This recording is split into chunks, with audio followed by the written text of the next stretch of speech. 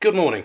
My name's Richard Ford from Gloucester Independents, and today is the 14th of July 2020. That's 231 years after the storming of the Bastille. It's a French national holiday, and of course, I'm sure many of you know what happened is the people of Paris stormed the Bastille prison because they were very upset about the lack of accountability of their government at the time, the royal government in France. Now, I'm here to talk about Gloucester, and I'm not advocating that we storm the City Council offices or Shire Hall, but we do need to have more accountability, more democracy, and more transparency right here in Gloucester.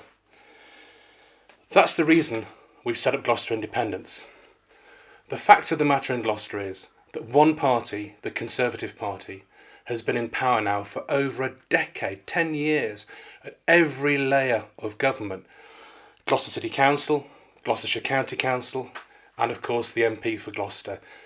And not only has just one party been in power, but the parties who are supposed to challenge, scrutinise, monitor that ruling party haven't been doing it. That's Labour and the Liberal Democrats.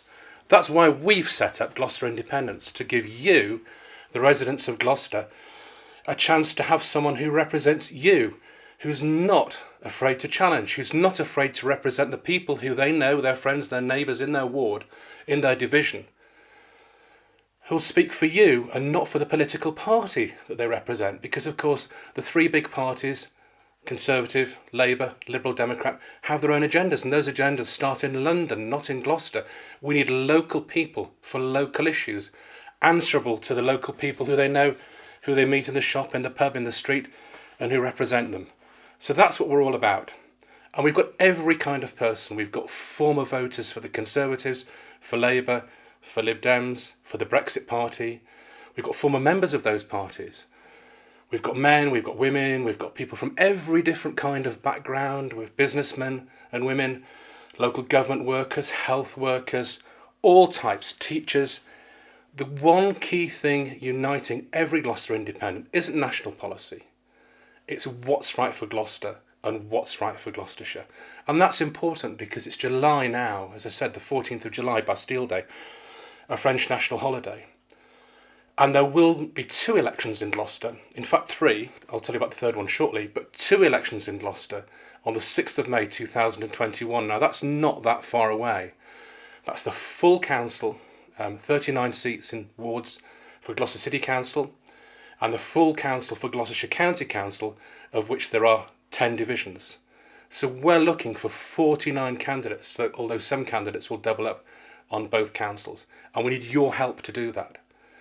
There's also going to be a Police and Crime Commissioner election in Gloucestershire, but we're not planning on standing for that. We want to focus on the City Council and focus on the County Council. And we need your help, whether that's standing as a candidate, whether it's helping to knock on doors, distribute leaflets, helping to change things in Gloucester, to give Gloucester back to its people, to make its councillors accountable to you, the electors, not to their political parties, and most importantly, to provide scrutiny and accountability and transparency, which I think have been lacking for many a long time.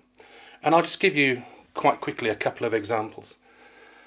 I'm sure you're all aware of the situation with Marketing Gloucester, where your councillors, both Labour, Liberal, Democrat and Conservative, spent nearly £250,000 just recently on a company that was going to go bust very, very shortly, where there's not been a proper investigation, where the former chief executive has not been called to account in a meeting at all. There's lots of things that are still unanswered about that. And of course, your money, Gloucester Council taxpayers' money, was lost. Now, we want proper scrutiny, proper transparency. Everyone's blaming each other. Nothing's really been achieved in finding out what did happen at Marketing Gloucester and why this money was lost. And I think it's really, really important that something like that is brought to a conclusion. It hasn't been. What has been lost is lots of emails, and what has been lost is the report of the Marketing Gloucester whistleblowers 5 years ago. Those have been lost. We need to find out why. And if you elect us, we'll be doing that. Second thing is, we had a councillor in Gloucester in Quedgley Field Court who didn't attend a council meeting from July 2019 until April 2020 when he resigned. He didn't attend any meetings, but he claimed his full attendance allowance, which cost you, Gloucester Council taxpayers, thousands of pounds. Now, we think that's completely wrong.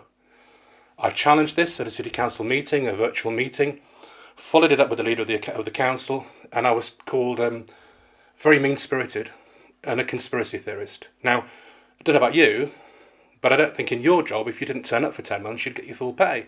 And I don't think it's right in this case either. But the Conservatives, sanctioned by the so-called opposition of Labour and the Liberal Democrats, have approved that with your money.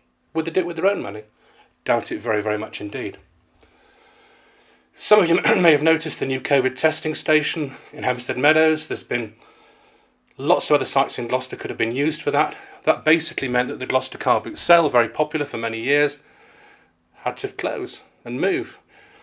And the gentleman that runs it's not been able to find new premises. He was given hours' notice to quit. Now, that's not right. This is an established business that took over from Gloucester City Council, who ran it as a loss-making venture. The gentleman concerned, Bob Newby, turned it into a profitable venture, stopped losses, created profit, a difference of about £500,000 over several years, and of course provided income for the traders and provided a reason for people to come to Gloucester and spend money in Gloucester. Asked to leave, no real explanation, last minute on a Saturday night before opening on the Sunday morning following. Now that's not right, and we want to find out how that decision was arrived at when alternative sites are available within Gloucester for a COVID-19 testing station. We want accountability, and we want people to be held to account. So that's it. Please come and join us. Stand as a candidate. Help us leaflet. Help us canvass. Help us give Gloucester back. Bring Gloucester back to its people. Take politics out of Gloucester. And in Gloucester, it's worth doing because the City Council is finely balanced. It's not like being in Surrey where you've one Labour member or somewhere in the north of England where you've one Conservative member. This is a finely balanced council in Gloucestershire City Council.